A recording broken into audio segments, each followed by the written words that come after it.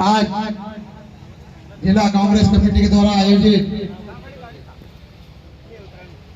जय हिंद ब्यावरा श्री रामचंद्र दांगी जी का आगे सब मैं निवेदन करूंगा हमारे माननीय सैनिकों से कि वो सबसे आगे बढ़ाएं। राष्ट्रीय ध्वज का सम्मान करते हुए अभी ध्वज स्थानीय वो नेता जो सलामी के लिए अधिकृत किए गए हैं वो सब शहीद स्मारक के पास मौजूद रहे। आदरणीय दरबार की उपस्थिति में ध्वज सलामी होगी।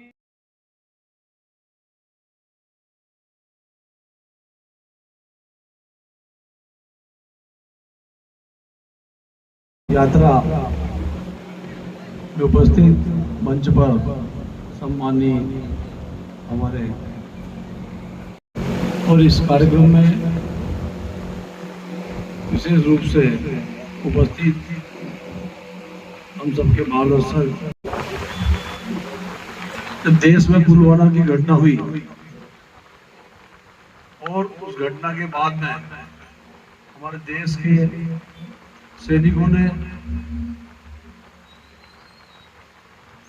जिस तरीके से बहादुरी के साथ सूझबूझ के साथ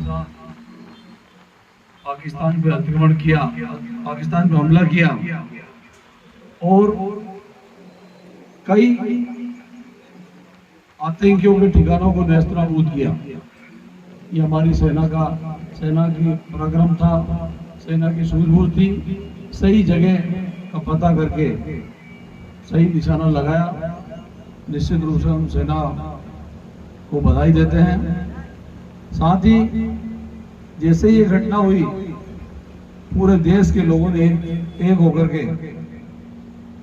देश का साथ देने का निर्णय लिया, सरकार का साथ दिया और कांग्रेस पार्टी ने भी, माननीय राहुल जी ने, माननीय खड़गे जी ने उसी दिन बता दिया कि हम सब भारत सरकार के साथ हैं, जो भी कदम उठाएं हम पूरा आपका समर्थन करते हैं। पूरे देश की 1.5 करोड़ अरब आबादी की पूरी सरकार के साथ रही। उसके बाद युद्ध विराम की बात आई, उसमें भी बहुत सारी बातें हमारे सामने हैं। अमेरिका के कहने से, ट्रंप के कहने से युद्ध विराम हुआ। ये वास्तव में प्रश्न चिन्ह वाली बात है कि जब युद्ध हो ही गया था तो आर पार की बात क्या लड़ना ही था हम सबको। लेकिन देश की जनता इस समय बड़ा सोच विचार में है, ये भी एक प्रश्न है। साथियों, साथ ही हम सब इस युद्ध में देश के साथ, राष्ट्र के साथ खड़े रहे।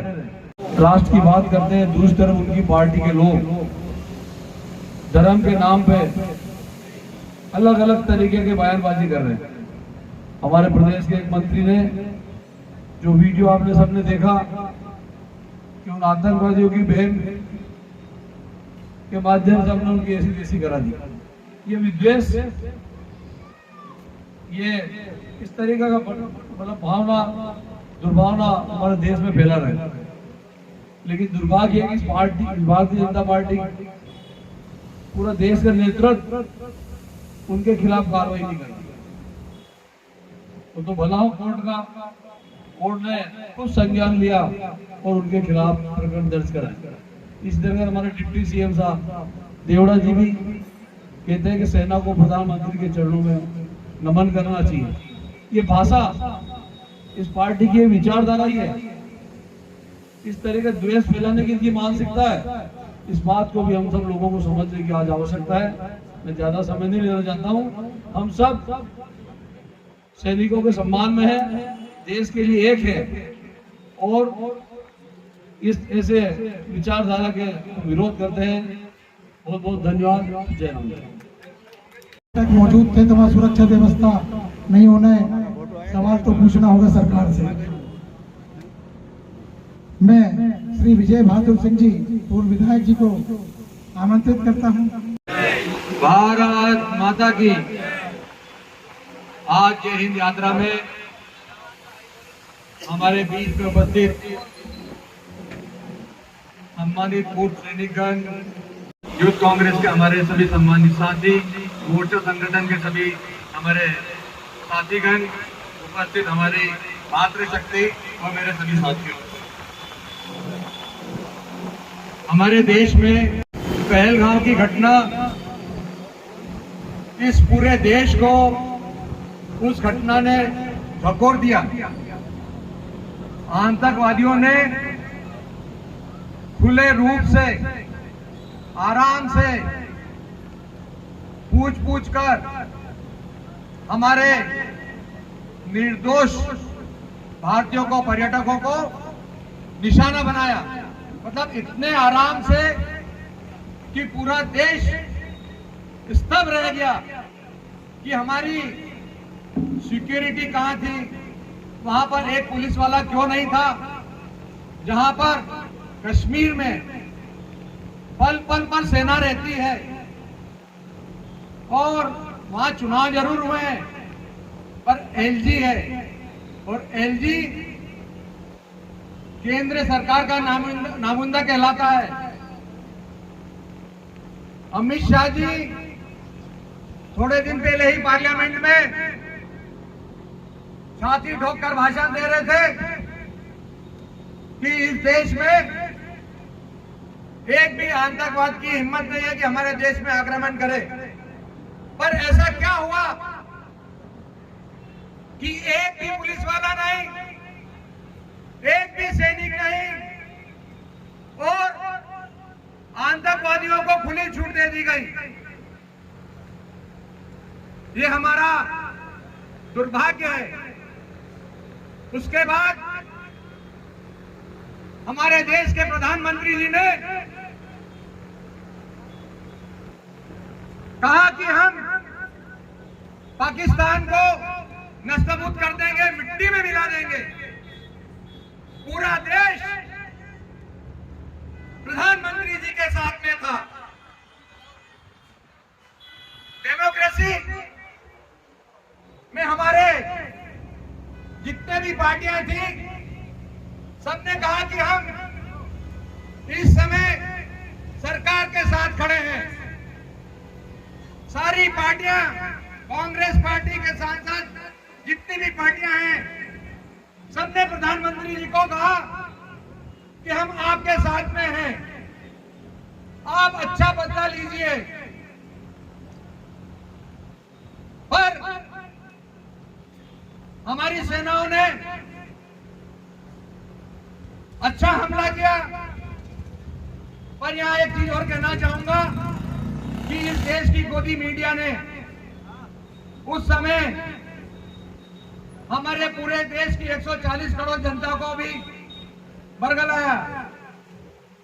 जो चालू हुए कि नेवी ने कराची हार्बर पर कब्जा कर लिया, वायुसेना ने सारे पोर्ट डैमेज कर दिए, वहां मिसाइल गिरा दी, वहां इतने लोग मार दिए,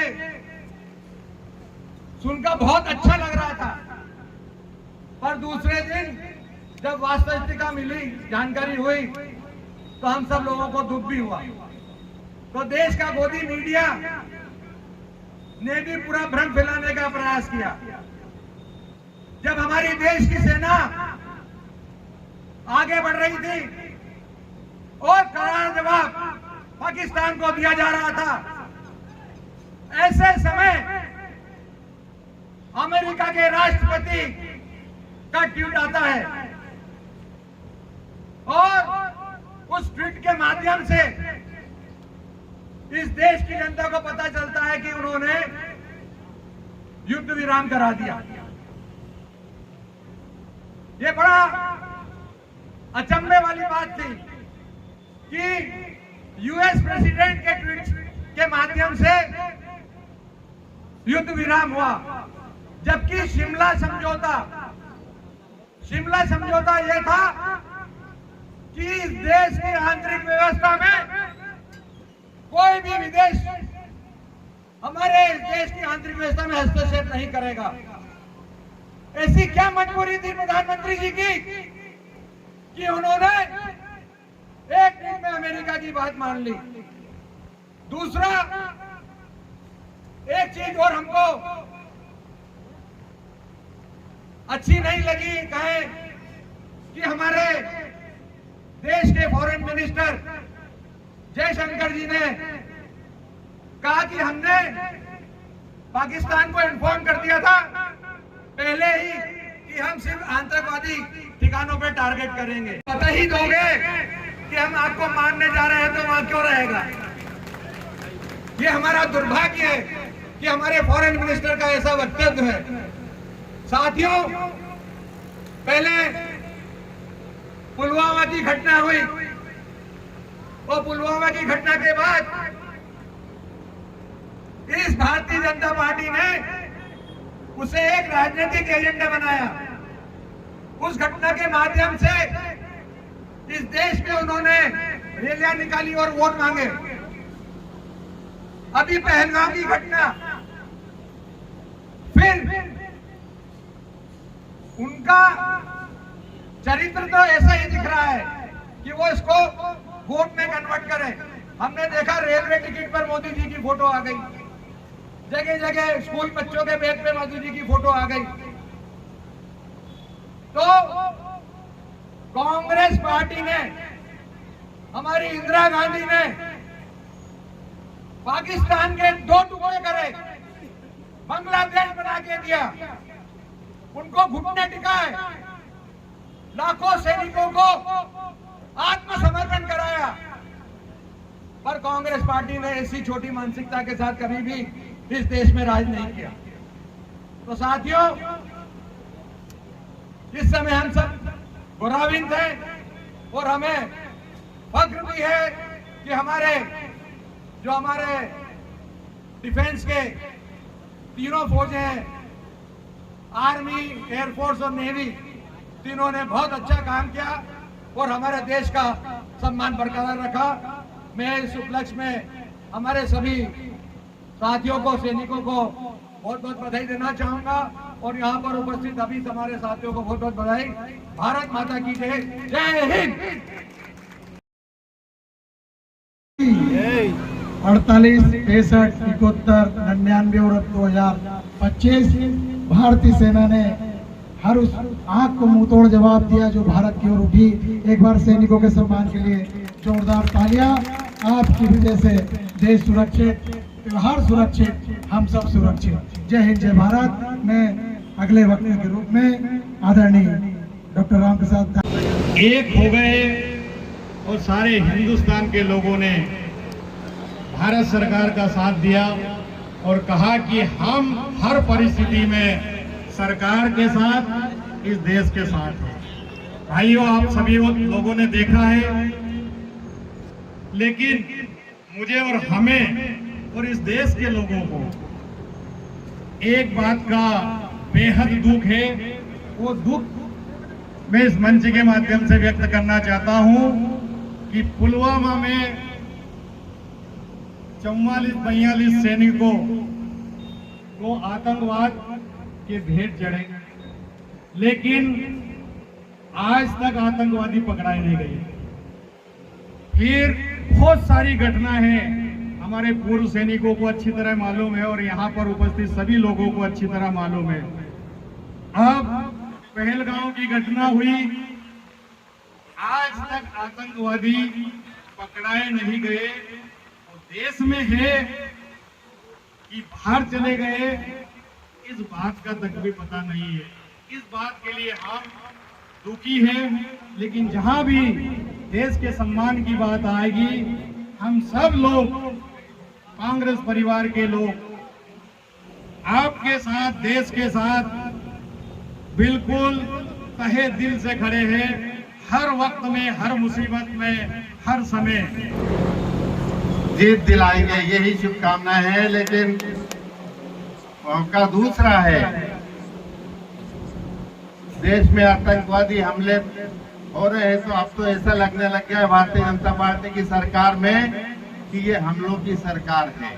आतंकवादी हमले इसमें होने हैं, ऐसे सिलसिला चलने लग गया है।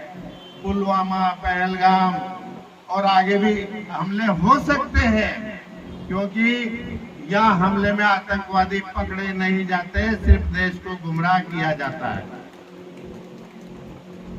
न पहले पकड़े गए न अब पकड़े गए और सीज फायर हो जाता है। देश को पता ही नहीं सीज फायर हो गया। कैसे हो गया? जब आपके आतंकवादी पकड़े नहीं गए, देश को विश्वास में नहीं लिया, सर्वदलीय बैठक में प्रधानमंत्री आए नहीं और देश में सीज फायर हो गया। अचंभित है सब देशवासी कि हमारी सेना, जाबाज सेना किस तरह से काम कर रही थी और उनका मनोबल को गिरा कर सीज फायर किया। मैं तो ये कहना चाहूंगा कि मोदी देश से डरता है, ट्रंप को आगे करता है। जिस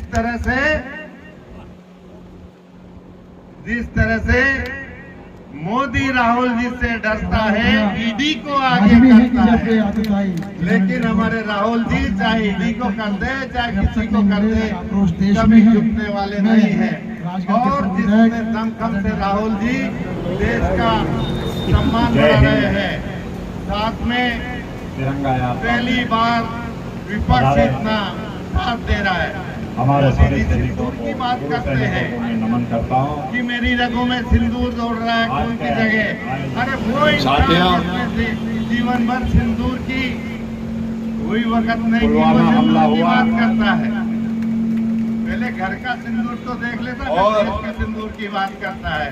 अरे तुम्हारी रगों में तो अडानी का पैसा दौड़ रहा है। हमारे देश की सेना ने, आदरणीय साथियों, हमारे दुश्मन देश को गुमराह करने में मुंह तोड़ जवाब दिया। जितना जिम्मेदार है उतना ही हर समय जिम्मेदार देश जब का भी मीडिया भी है। हमारे देश पर आक्रमण हुआ किया है हमारे देश की सेना ने, हमारे देश के सैनिकों ने, लेकिन कांग्रेस हमेशा इसका भारत की विरोध शान को बढ़ाया है, भारत के मान सम्मान को बढ़ाया है। राहुल जी दुश्मन के पप्पू बोलते थे और आजकल पप्पू ने सबको युद्ध जब भी हुआ हो पाकिस्तान से, चाहे मोदी हो या लेकिन अमित शाह हो, हमारे देश किसी की हिम्मत नहीं होती है बीजेपी वालों की कि राहुल जी के बारे में कोई गलत शब्द बोले।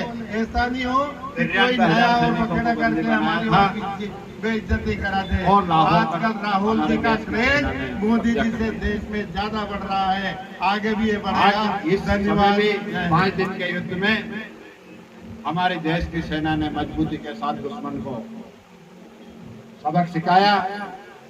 यहाँ तक ये स्थिति रही कि हमारे पूर्व सैनिकों को भी इस बीच में काल आए। उन पूर्व सैनिकों में एक बबलू चौहान जी यहाँ बैठे हैं मंच पे, एक सामाजिक कार्यक्रम में मेरे को मिले थे मुरारिया गांव में। इनने बोला कि मेरे को काल आया है, जाना पड़ सकता है। हमारे पूर्व सैनिक भी युद्ध के लिए तैयार थे। हमारे वर्तमान सैनिक, सेना के अधिकारी और पूरे देश के जितने भी राजनीतिक दल थे, हमारी कांग्रेस पार्टी से लेकर के जितने भी राजनीतिक दल थे, सबने भारत सरकार को आश्वासन दिया था, आश्वस्त किया था कि पूरा देश आपके साथ खड़ा है। लेकिन क्या परिस्थिति नरेंद्र मोदी जी की बनी, और नरेंद्र मोदी जी को पता नहीं था कि युद्ध विराम होना है। उससे पहले अमेरिका के राष्ट्रपति जी युद्ध विराम की घोषणा कर देते। ये हमारे लिए सबसे बड़ी शर्म की बात है, हमारे देश के लिए, कि हमारे देश का राष्ट्रपति, हमारे देश के प्रधानमंत्री अगर युद्ध विराम की घोषणा करते तो हम मानते हैं कि हमारे देश के मुखिया ने युद्ध विराम की घोषणा की। इंदिरा जी के समय भी अमेरिका ने इस प्रकार के दबाव बनाए थे। इंदिरा जी के स्टेटमेंट हम देख रहे हैं, लेकिन उन्होंने बोला कि हमारे देश के आंतरिक मामले में अमेरिका बोलने वाला होता कौन है। मोदी जी ने हमारे देश का जिस प्रकार से सर नीचा करवाया है, निश्चित रूप से निंदनीय है, क्योंकि समय का भी अभाव है। विषय हमारे मुख्य अतिथि अभी बोलना है। हम सारे लोग इस अवसर पर, हम सब यहाँ पर जो आए हैं, सब देशभक्त हैं, हमारे देश की सेना के, हमारे देश के साथ खड़े हैं। और निश्चित रूप से आज हमारे नेता जिस प्रकार से जम्मू कश्मीर राहुल गांधी जी ने जाकर के देखा है कि हमारे देश में किस प्रकार की जनहानि और धनहानि हुई है, इस जगह भी पूरे कांग्रेस पार्टी देश के साथ खड़ी है। और जिस प्रकार से सरकार ने गलत तरीके से जो समझौता टाइप किया है, इसकी हम सब निंदा करते हैं। जय हिंद, जय भारत। आज पचोर में जय हिंद यात्रा के इस समारोह में मंच पर उपस्थित सम्माननीय हमारे सभी पूर्व सैनिक, वर्तमान सैनिक, आप सबको मैं प्रणाम करता हूं। इस यात्रा के मुख्य अतिथि जिनके नेतृत्व में यात्रा निकली है, आदरणीय हम सबके नेता पूर्व मंत्री राजा साहब खिलचीपुर देवर सिंह जी साहब, जिला कांग्रेस कमेटी के अध्यक्ष सम्माननीय प्रकाश पुरोहित जी, यहाँ पर उपस्थित सभी सम्माननीय सभी वरिष्ठ पूर्व विधायक जी, यहाँ पर उपस्थित सबको मैं प्रणाम करता हूँ। आदरणीय साथियों, सेना की जब जब बात होती है और जब जब इस देश पर मुसीबत आई है तो सेना ने अपना शौर्य दिखाया है, अपनी ताकत दिखाई है और देश का सिर पूरी दुनिया में ऊंचा किया है। पूर्व में भी युद्ध हुए, उसमें भी सेना की बहादुरी की गाथाएं आज तक हम लोग पढ़ते, सुनते हैं, गाते हैं। सेना ने हमेशा देश के लिए, सैनिकों ने हमेशा देश के लिए मान, सम्मान, इज्जत इस देश को बढ़ाई है। बात सिर्फ इतनी है कि देश का नेतृत्व कौन कर रहा है। जिस समय युद्ध होता है उस समय जो हमारा शासक होता है उसका मनोबल कैसा है, उसकी नीति कैसी है, उसकी दृष्टि कैसी है, उसकी दूरदृष्टि कैसी है, इस पर निर्भर करता है कि हमारे सैनिकों का जो शौर्य है, ताकत है, बल है, उसका उपयोग किस रूप में ले सके। पूर्व में भी इंदिरा जी के समय युद्ध हुए, सैनिकों का और सरकार का और देश के आम नागरिकों का सम्मान बढ़ा है। जब जब भी 2014 के पहले इस देश में युद्ध हुए, चाहे चीन के साथ हुए, पाकिस्तान के साथ हुए, हमेशा देश का सर ऊपर रहा है। तो 14 के बाद जब से मोदी जी इस देश के प्रधानमंत्री बने, जब जब हमारे देश पर संकट आया, सेना ने अपनी ताकत दिखाई, अपनी बहादुरी दिखाई, पर मोदी जी ने सिर देश का नीचे किया। अपनी गलत नीति की वजह से, डर की वजह से, पता नहीं क्यों डरते हैं मोदी जी। अभी बात आ रही थी कि ट्रंप के कहने से युद्ध रोक दिया। एक तरफ भाजपा के लोग कहते हैं 56 इंच की छाती है हमारे प्रधानमंत्री जी की, कोई आंख मिलाकर बात नहीं कर सकता है। दूसरी तरफ मोदी ने हर जगह इस देश का सम्मान गिराया है, तिरंगा का मान गिराया है, सैनिकों का मनोबल तोड़ा है। राहुल गांधी जी, जिनके बारे में भाजपा के लोग क्या क्या नहीं बोलते थे, राहुल गांधी जी ने बहुत पहले बोला था कि कोरोना आने वाला है, आप लोग सावधान हो जाओ। सरकार सावधान नहीं हुए, पूरे देश में हजारों लाखों लोग मरे। राहुल गांधी जी ने बोला था नोटबंदी मत करो, देश की अर्थव्यवस्था टूट जाएगी, कमर टूट जाएगी। नहीं सुनी, नहीं माना, आज सब बेरोजगारी देश में दिख रही है। राहुल गांधी जी ने बोला कि आप जीएसटी मत लगाओ, जीएसटी लगा दी, सारा व्यापार ठप हो गया। राहुल गांधी जी ने बोला, नरेंद्र मोदी जी, अमित शाह जी, विपक्ष का नेता हूं, कांग्रेस का लीडर हूं मैं, मेरी पूरी पार्टी, पूरा देश आपके साथ खड़ा है। पहलगांव में जो 28 लोगों को मारा है उनको चुन चुन कर बदला लेना है। युद्ध भी हुआ, पूरा देश एक साथ खड़ा हुआ, विपक्षी पार्टी राहुल जी के नेतृत्व में खड़ी हुई, पूरा समर्थन सरकार को दिया, पर मोदी जी और अमित शाह ने इस देश का नाक कटवाया, सिर नीचे करवाया, सिर नीचे झुकवाया। और भाजपा के जो नेता हैं मध्य प्रदेश के, धन्य हैं वो, जगदीश देवड़ा जी, विजय शाह जी, हमारे सैनिकों का अपमान करते हैं। सेना में जो हमारी बहनें हैं जिन्होंने अपनी ताकत दिखाई, कर्नल फौजिया उनको आतंकवादी सौंपिया, कर्नल सोपिया उनको आतंकवादी की बहन बोलते हैं। जगदीश देवड़ा जी उप मुख्यमंत्री, नरेंद्र मोदी जी के उप मुख्यमंत्री, मोहन यादव जी के उप मुख्यमंत्री कहते हैं पूरे देश की सेना, पूरे देश के सैनिक, पूरे देश की जनता मोदी जी के चरणों में नतमस्तक है। शर्म आना चाहिए। आज सेना के चरणों में नतमस्तक होने की जरूरत है। मोदी जी सहित पूरे देश की जनता को हम सेना के चरणों में नतमस्तक है। और इनके चापलूस भाजपा के नेता बोलते हैं कि सारे लोग, सारे सैनिक मोदी जी के चरणों में नतमस्तक हैं। ये क्या सेना का सम्मान करेंगे? ये क्या पाकिस्तान से युद्ध करेंगे? भाजपा के लोग मोदी की चापलूसी में मस्त हैं और मोदी जी ट्रंप की चापलूसी में मस्त है। ये चापलूसी की सरकार चल रही है। ना मोदी जी इस देश को आगे ले जा सकते हैं, ना भाजपा आगे ले जा सकती है। भाजपा के नेताओं ने राजगढ़ जिले में यात्रा निकाली, तिरंगा यात्रा। मैं कहना चाहूंगा, किस मुंह से आपने यात्रा निकाली? किस मुंह से आपने तिरंगा यात्रा निकाली? आप जानते क्या हो कि तिरंगा क्या है, सेना क्या है? ये तिरंगा किसने बनाया है? जब तिरंगा को लेकर के देश की जनता महात्मा गांधी के नेतृत्व में आजादी की लड़ाई लड़ रही थी, तब आपकी विचारधारा के लोग, आपके लोग अंग्रेजों की चापलूसी कर रहे थे, अंग्रेजों की जासूसी कर रहे थे। आपको क्षमा मांगना चाहिए। मैं कहूंगा कि भाजपा के लोगों को तिरंगा यात्रा की जगह पश्चाताप यात्रा निकालना चाहिए, क्षमा यात्रा निकालना चाहिए। जो आप सैनिकों का अपमान करते हो, सेना की बहनों का अपमान करते हो।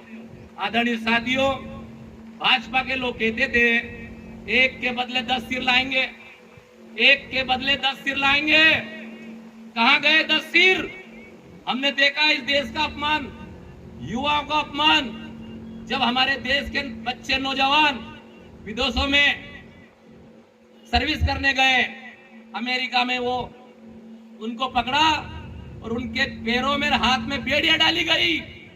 वहां पर अन्य देशों के लोग भी पकड़ा है, पर उनको सम्मान के साथ छोड़ा गया। और भारत के नौजवानों को बेड़ियां डाल करके यहाँ लाए, जैसे आतंकवादियों की तरह लाए। आतंकवादियों को तो आप सम्मान के साथ छोड़ते हो, नौजवानों के साथ आतंकवादियों जैसा व्यवहार करवाते हो। भाजपा के लोग, मोदी जी, अमित शाह, जितने भी ये लोग हैं, इस देश से माफी मांगना चाहिए। आपका मुख्यमंत्री, आपका मंत्री, आपके एक और सांसद जी आ गए मैदान में भी कल परसों। और सांसद जी कहते हैं कि जो शहीद हुए हैं उनकी महिलाओं में शौर्य नहीं था, उनमें भावना देश के प्रति नहीं थी। शर्म आना चाहिए भाजपा के लोगों को। आप लोगों ने हमेशा तिरंगा का अपमान किया है। आपके नागपुर कार्यालय में अभी अभी तिरंगा लगा है, आपने नागपुर कार्यालय में भी कभी तिरंगा नहीं लगाया है और तिरंगा यात्रा निकालते हो। आदरणीय साथियों, ना तो इनका आजादी में सहयोग रहा, ना देश की अखंडता में सहयोग रहा। देश की तोड़ने की बात इन्होंने की है, बांटने की बात इन्होंने की है, देश को नीचा दिखाने का काम किया है और सेना के मनोबल को भी तोड़ा है। हम सब इनकी भर्त्सना करते हैं। सेना के सम्मान में हमेशा देश खड़ा रहा है, हमेशा कांग्रेस खड़ी रही है और हमेशा खड़ी रहेगी। हमारे नेता राहुल गांधी जी आज भी जम्मू कश्मीर में जहां जहां प्रभावित हुए हैं, कहां कहां नुकसान हुआ है, कितने लोग मरे हैं, किन किन के घर टूटे हैं, राहुल गांधी जी लगातार वहां पर घूम रहे हैं और मोदी जी और अमित शाह अपना चेहरा छुपा करके पीछे बैठे हुए हैं। आदरणीय साथियों, इन कायरों को इस्तीफा देना चाहिए, इस देश से माफी मांगना चाहिए। हम सब लोग सेना का सम्मान करते हैं, करते आए और हमेशा करते रहेंगे। जय हिंद, चंद्र भगवान की, भारत माता की। जब देश में थी दिवाली, वो खेल रहे थे होली। जब हम बैठे थे घरों में, वो झेल रहे थे गोली। पंडित जवाहरलाल नेहरू उस वक्त बैठे हुए थे और स्वर्गीय लता मंगेशकर जी ने ये गाना गाया था। तब पंडित जी की आंखों से आंसू निकल गए थे। जब देश में थी दिवाली, वो खेल रहे थे होली। जब हम बैठे हुए घरों में, वो झेल रहे थे गोली। थे धन्य जवान वो अपने, थी धन्य वो उनकी जवानी। जो शहीद हुए हैं उनकी जरा याद करो। ए मेरे वतन के लोगों, जरा आंख में भर लो पानी। सेना के वो लोग, उनकी माँ, उनकी पत्नियां, उनके बच्चे, उनके कलेजे पे हाथ धर के पूछना, जब युद्ध होता है तब वो क्या हालों में जीते हैं, किस हाल में जीते हैं। एक एक पल, एक एक क्षण उनका युगों के बराबर बीतता है, युगों के बराबर। गोस्वामी जी ने कहा है रामायण में, बंध्या नार प्रसव की पीड़ा। 5 स्त्री क्या जाने कि लड़के लड़की का दर्द क्या होता है। तो हम क्या जाने, क्योंकि जिनके घरों में सैनिक रहे हैं, जिनके घरों में सैनिक रहे हैं, आदरणीय राजा साहब बैठे हुए हैं यहाँ सामने, और राजा साहब के जो बड़े भाई साहब थे, आदरणीय बड़े राजा देवरस जी, वो सेना में थे। बहुत मुश्किल होता है साहब, कहना बहुत आसान है। आज इस तिरंगा यात्रा की इस सभा में पधारे आदरणीय राजा साहब, जय हिंद यात्रा में पधारे आदरणीय राजा साहब प्रियव्रत सिंह जी, कार्यक्रम में उपस्थित सम्मानित साथियों, दोस्तों, मित्रों, 1971 में जब युद्ध हुआ था, तब श्रीमती गांधी के पास तत्कालीन राष्ट्रपति निक्सन का टेलीफोन आया था। एक नटवर सिंह जी जो पूर्व मंत्री थे, विदेश मंत्री, उन्हें पुस्तक लिखी है, one life is not enough. उसमें उन्हें जिक्र किया है कि निक्सन का टेलीफोन आया था, राष्ट्रपति निक्सन का, और वो अटेंड किया था नटवर सिंह जी ने। और नटवर सिंह जी ने श्रीमती गांधी से पूछा कि निक्सन का टेलीफोन है, तो उन्होंने कहा तुम किसके लिए काम करते हो, मेरे लिए या निक्सन के लिए? तो उन्होंने कहा आपके लिए। उन्होंने कहा मुझे बात नहीं करना। और वो शेरनी बिगर बात करे हुए अमेरिका से आ गई और पाकिस्तान के 2 टुकड़े कर दिए, फाट के एक बांग्लादेश बना दिया, एक पूर्वी पाकिस्तान, पश्चिम पाकिस्तान बना दिया। काम करने के मायने होते हैं साहब, इच्छा शक्ति होना चाहिए, इच्छा शक्ति, अपना लाभ, अपना त्याग, सर्वस्व अर्पण करना पड़ता है, तब आदमी आगे बढ़ता है। अपनी कुर्सी बसाने के चक्कर में नहीं, इसलिए नहीं कि मुझे दोबारा सरकार में आना है, इसलिए नहीं कि मुझे दोबारा प्रधानमंत्री बनना है, इसलिए नहीं, इसलिए कि मुझे भारत की रक्षा करना है, उसके देश के नाम, इसके नाम को ऊपर उठाना है, तब मुझे आगे बढ़ना है। इर्रेलेवेंट मैं प्रधानमंत्री बनूं या नहीं बनूं। श्रीमती इंदिरा गांधी ने कभी इस चीज की परवाह नहीं करी, और राजीव गांधी जी ने करी, क्योंकि वो लोग थे think once and decide once and forget everything. एक बार सोचा, निर्णय लिया और पीछे मुड़ के नहीं देखा उन लोगों ने। ऐसे लोग थे वो, जिनने अपने देश के लिए, आप एक बात बता दो साहब, श्रीमती इंदिरा गांधी को काय के लिए मारा, काय के लिए गोलियां मारी? जब वो देश के प्रधानमंत्री जब जा रही थी, तब उनके सीने में गोलियां उतार दी। राजीव जी को बम के साथ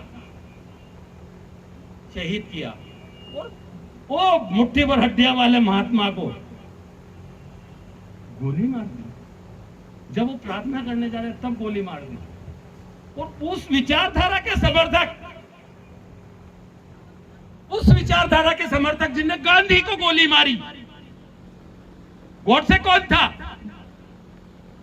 जिसने गांधी को गोली मारी बात करते वक्त? वो आज कह रहे हैं गांधी हमारा आदर्श है, अपने स्वार्थ के खातिर। विचारधारा की लड़ाई होती है ना। मुझे आने से पहले ही हमारे पंडित जी ने एक पर्ची बता दी थी कि समय कम है, तो इसलिए मैं थोड़ा सा और बोलूंगा पंडित जी, उसके बाद मैं अपनी वाणी को विराम दूंगा। तो विचारधारा जब होती है, ओशो जो है, ओशो अमेरिका गया, और जब अमेरिका गया तो वो डेवलप्ड कंट्री जिसमें 48 लाख डॉलर जुर्माना किया, और कहते हैं कि 48 सेकंड नहीं लगाया था उसका जुर्माना जमाना करने में। सजा नहीं दी उसे, ओशो को सजा नहीं दी। उसे कहा मैं तुम्हारा हाथ जोड़, अमेरिका जैसा कंट्री कहता है मैं तुम्हारा हाथ जोड़ता हूं, तो मेरा देश छोड़ के चले जाओ। उसे कहते हैं विचारधारा। और ये विचारधारा कांग्रेस की है। जब हम पीछे मुड़ के देखते हैं तो हमें दिखाई देते हैं सरदार वल्लभ भाई पटेल, हमें दिखाई देते हैं पंडित जवाहरलाल नेहरू, हमें दिखते श्रीमती इंदिरा गांधी, हमें दिखते हैं राजीव गांधी। ऐसे कई लोग हैं कि जिनने अपने जीवन का सर्वस्व अर्पण कर दिया कांग्रेस के लिए, इस विचारधारा के लिए, इस देश के लिए, उसका नाम होता था नेतागिरी। आज थोड़ी उन्हें की मैं प्रधानमंत्री बने रहूं तो कसा बनू कर मतलब लाडली बहना चला दूंगा और कोई दूसरी चीजें चला दूं। केवल अपनी सत्ता बताने के लिए, केवल अपनी सत्ता बताने के लिए, केवल प्रधानमंत्री पद सुरक्षित रहे उसके लिए पुलवामा 48 सैनिक इस देश के शहीद हो गए। और उस देश का जो बहुत बड़ा जो लोग बात कहते हैं, वो देश की सेना आज तक ये बता नहीं बता भाई कि इनका हत्यारा कौन था। और आज भी इतने दिन हो गए। मैं तो आपसे इतना ही कहना चाहता हूँ, सिर्फ एक बात के लिए मुझे एक बात का बहुत दर्द है, रंजिश है इस बात की कि जब हम पिक पे थे तब हमें उतार दिया नीचे। जब सेना पूरी उसमें थी, सेना पूरी जोश में थी, तब ये कहा गया कि युद्ध विराम हो रहा है। और कौन कर रहा है? मतलब हम किसी दूसरे से कंट्रोल हो रहे हैं, हम पे कोई दूसरा राज्य कर रहा है। Someone has ordered to us, कोई दूसरा आदेश कर रहा है। जो होने वाला है उसको पहले अमेरिका का राष्ट्रपति कहता है कि यहाँ वो सीज फायर होने वाला है। What is this? क्या है ये कैसा लोकतंत्र है? ये कैसी संप्रभुता है भारत की? ये कैसे भारत के प्रधानमंत्री है? क्या उस भारत के प्रधानमंत्री से पहले ही दूसरा आदमी कह रहा है कि सीज फायर होने वाला है? ये क्या चीज है? हमारे घर का पटेल वो कौन? जो जान देने वाले तो वो तो ये लोग बैठे हुए थे, ये सेना पे लड़ रहे थे, ये गोलियां बरसा रहे थे, ये हवाई जहाज चला रहे थे, ये दुनिया की हर चीज कर रहे थे, ये भारत का हर नाम रोशन करने के लिए तैयार थे। और उस आदमी को एकदम लगाम डाल के कह दिया कि नहीं हम सीज फायर करना चाह रहे हैं। नेतागिरी साहब, मैं अंत में एक बात कहना चाहता हूं, अगर कुछ करना है, इकबाल का एक शेर है कि सरफरोशी की तमन्ना आज हमारे दिल में है और देखना है जोर कितना बाजुए कातिल में। इस्लाम में एक शब्द है, लोगों का भला करते जाओ, अपने आप बड़े आदमी बन जाओगे। लोगों का भला करते जाओ, और अगर नेतागिरी करना है, मंत्र बता रहा हूं गोली कि त्याग करते जाओ, अपने आप बड़े हो जाओगे। कोई जरूरत नहीं है किसी चीज की, पद अपने आप आपको सलाम करेंगे। अभी हमारे डॉक्टर साहब ने कहा था, वो शब्द में कहना चाहता हूं, राहुल गांधी जी का कहते हैं पप्पू। पप्पू 15 साल से तुम्हारा शासन जो है, ये जो तुम चला रहे हो, ये 11वें साल में है। प्रियंका वाड्रा, राहुल गांधी, सोनिया गांधी, अरे किसी को तो अंदर करके बताते अगर वो भ्रष्टाचार में थे तो। सरकार है तुम्हारी, 1 engine, double engine, triple engine सब तुम्हारे पास है, लेकिन तुम क्यों? ईमान में बहुत ताकत होती है साहब। नोट पे एक वाक्य लिखा होता है, सत्यमेव जयते, सत्य की सदा जीत होती है। और जो कायर होते हैं वो छुप के वार करते हैं। पाकिस्तान जो है वो छुप के वार करता है, पीछे से वार करता है। और इसलिए मैं आपसे कहना चाहता हूं कि आप जो यहाँ आज कांग्रेस के इस जय हिंद यात्रा में पधारे हैं, मैं उन सब जिला कांग्रेस की ओर से सम्मान तो करता ही हूं, लेकिन मैं आग्रह करना चाहता हूं कि राहुल गांधी जी का एक नारा है, डरो मत। या तो वो आर्थिक नुकसान करेंगे सबसे पहला ईडी का, और या दूसरा जो है ये अबादला तबादला करेंगे। इनके अलावा इनके पास है कुछ भी नहीं, पर कायर होते हैं वो लोग। हम सब इस जय हिंद यात्रा में आप सब पधारे, उनका स्वागत हार्दिक अभिनंदन करता हूं। और विशेषकर आप सभी लोग जो मंच में विराजमान हैं, मैं आप सभी को प्रणाम करता हूं, सैल्यूट करता हूं, राम राम करता हूं, दंडवत करता हूं कि आप जैसे लोगों से ही आप लोग जो यहाँ विराजमान है, उसी के लिए से हम जो 140 करोड़ हैं वो हम सुरक्षित हैं। और हमें गर्व है आप पे, हमें गर्व है। और मैं एक बात इमरानगढ़ी की एक किस्सा सुना के और मेरी अपनी वाणी को विराम दूंगा कि जब बादशाह सिकंदर ने यूनान जीता तो सारा यूनान जो है जश्न मना रहा था। सिकंदर भी निकला देखने के लिए। तो एक जो फकीर था, जब यूनान जश्न मना रहा था तो फकीर आराम से रजाई ओढ़ के सो रहा था। उसने जाके उसने जब यूनान जश्न मरा था, फकीर जो सो रहा था उसे नागावार गुजरा तो उसने एक लात मारी उसे, फकीर को। फकीर ने नींदी आंखों से उस रजाई को बोल के देखा तो उसने कहा, क्यों रे, यूनान को फतह किया तू सो रहा है? उन्होंने की ठीक है बादशाह तो फतह करते हैं, लेकिन लात तो गधा ही मारता है ना। तो ये जो चीज है, ये जो चीजें हैं, ये पाकिस्तान के पास ही है। बहुत बहुत धन्यवाद। दरबार साहब को आमंत्रित करता हूँ, कृपया हमें संबोधित करें। सभी जैन यात्रा में पधारे सम्मान्य साथीगण, हमारे मंच में विराजमान सभी पूर्व सैनिक और 2 वर्तमान में सेवारत हैं, ऐसा मुझे बताया गया। तो सभी हमारे सम्मान्य सैनिकगण, सभी कांग्रेस पार्टी के नेतागण, हमारे जिला कांग्रेस के अध्यक्ष जी, जिला पंचायत के अध्यक्ष जी, पूर्व विधायक आदरणीय डांगी जी, रामचंद्र जी, आदरणीय रामप्रसाद डांगी जी, आदरणीय हेमराज कलतूनी जी, आदरणीय अजयलाल मालवी जी, कृष्णमोहन मालवी जी, सभी इस कार्यक्रम के आयोजक साथी। मध्य प्रदेश कांग्रेस कमेटी ने जय हिंद यात्रा निकाली और सभी जिला इकाइयों को भी कहा कि हम पूर्व सैनिकों का सम्मान करें और सैनिकों के प्रति समाज में सजगता पैदा करें। आज यही वो लोग हैं जिनने 20-20 वर्ष अपने परिवार से दूर,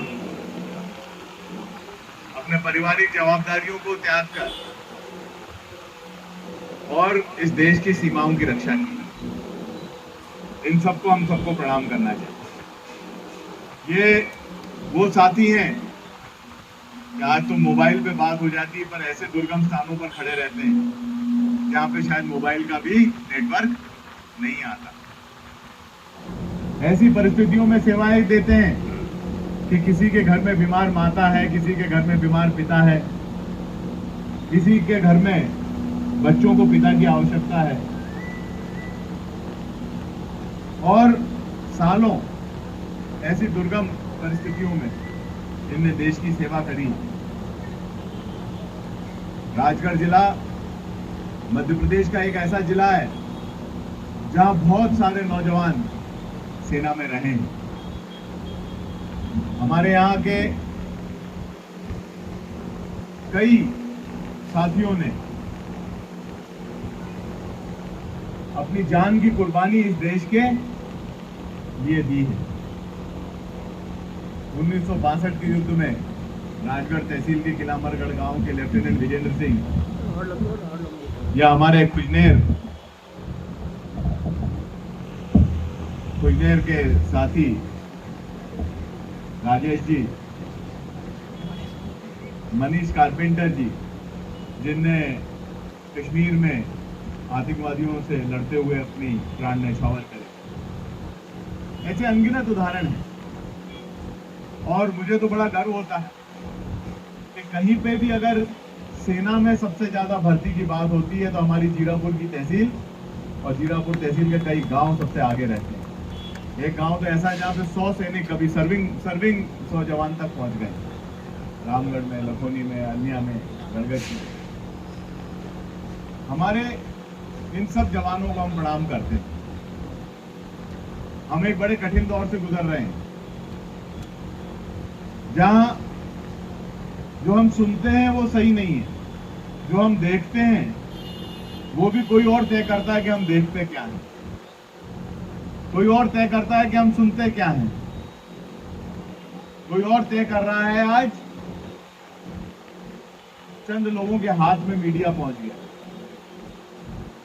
कश्मीर के युद्ध विराम में अभी प्रश्न चिन्ह लगाए जा रहे थे, मेरे पूर्व वक्ताओं ने। मैं तो सिर्फ आप लोगों से यही निवेदन करना चाहता हूं कि इन सैनिकों को हम वो पूरा समर्थन दें, इनके परिवारों को हम सामाजिक रूप से पूरा समर्थन दें कि ये बिल्कुल निश्चिंत होकर अपनी देश की सेवा में समय बिताएं और देश की सेवा में जुटें। क्योंकि आज हमें आवश्यकता इन लोगों की है। आज के युग में जिस प्रकार से पहलगाम की घटना के बाद आपने ऑपरेशन सिंदूर देखा, किस प्रकार से भारतीय सेना ने पूरी तैयारी के साथ इस ऑपरेशन को अंजाम दिया, किस प्रकार से आधुनिक हथियारों का इस्तेमाल इस ऑपरेशन में हुआ और देश को और भी ज्यादा अपनी सीमाओं की सुरक्षा के लिए आधुनिकीकरण करने की आवश्यकता है। क्योंकि हम जानते हैं कि अब मैन टू मैन लड़ाई नहीं होती, अब लड़ाई कहीं बटन दबता है और कहीं पे जाके निशाना लगता है। आपने और भी उदाहरण देखे होंगे किस प्रकार से आधुनिक देशों ने अपने से कम आधुनिक लड़ाकों को युद्ध में परास्त किया है। परंतु आधुनिकीकरण के साथ साथ देश की सेना की और जनता की इच्छा शक्ति को भी कभी नहीं भुलाया जा सकता। आज भारत देश ने वो इच्छा शक्ति दिखाई थी। एक एक नागरिक इस बात के लिए तैयार हुआ था कि हम लोग मिलकर एक आर या पार की लड़ाई लड़ें। हर व्यक्ति के मन में एक दर्द था। जो पहलगाम की घटना में जो सीना जो छलनी हुआ था, वो किसी एक व्यक्ति का नहीं हुआ था, पूरे देश का हुआ था। उन 26 लोग तो वहां पर शहीद हुए, परंतु पूरे देश के सीने में गोली लगी थी। हर व्यक्ति के दिल में ये जज्बा था कि हम मुंहतोड़ जवाब दें और आर पार की लड़ाई लड़ें। मैं तो चाहूंगा कि जिस प्रकार से हम लोगों ने एकजुटता दिखाई राजनीतिक रूप से, कांग्रेस पार्टी ने भी समर्थन दिया, राहुल गांधी जी ने भी समर्थन दिया देश की सरकार को, पर देश की सरकार को यह भी बताना चाहिए देश के नागरिकों को कि हमने अपना कदम क्यों रोका। क्या ये अधिकार नहीं है इस देश के नागरिकों को जानने का कि किस कारण से कदम रोका गया? क्या ये जानकारी नहीं होनी चाहिए कि जिसने हमारे घर में इतने सालों से जो दुश्मन आतंकवाद पनपा रहा है, जो धीरे धीरे धीरे करके हमारे रगों में जहर घोलने का काम कर रहा है, हमारा पड़ोसी देश, उसको हम सबक सिखाने के लिए जब हमने पूरी तैयारी कर ली थी, पूरा देश एकजुट हो गया था, तो हम क्यों रुके? और जब ये कोई नागरिक ये प्रश्न पूछता है, आज के प्रजातंत्र में उसका आवाज दबा दी जाती है, उसके ऊपर देशद्रोह की कार्रवाई की जाती है। मैं ये समझना चाहता हूं कि देशद्रोह की परिभाषा क्या है? क्या हमें ये सवाल पूछने का अधिकार भी नहीं है भारत के एक आम नागरिक को कि कदम क्यों रोके आपने? जब चुनाव आता है, मुझे अभी भी याद है, अभी लोकसभा चुनाव में मैंने एक दिन भाषण सुना था उत्तर प्रदेश के मुख्यमंत्री का, योगी आदित्यनाथ नाम है उनका। उन्होंने मंच से भाषण दिया था कि आप भारतीय जनता पार्टी के लिए मतदान करिए, पाकिस्तान ऑक्यूपाइड कश्मीर जो पीओके कहा जाता है, उस पर तीसरी बार मोदी जी प्रधानमंत्री बनते से ही कब्जा कर लेंगे। उन्होंने बयान दिया था। फिर जब पूरा देश आपके साथ खड़ा था, सेना आपके साथ खड़ी थी, देश के हर राजनीतिक दल ने आपको यह कह दिया था कि निर्णय लीजिए और एक निर्णायक निर्णय लीजिए, तो फिर वो निर्णायक निर्णय क्यों नहीं लिया गया? ये पूछने का अधिकार भारत के हर नागरिक का है। और अभी तक योगी जी ने भी नहीं पूछा मोदी जी से कि क्यों कदम रोके। आश्चर्य इस बात का।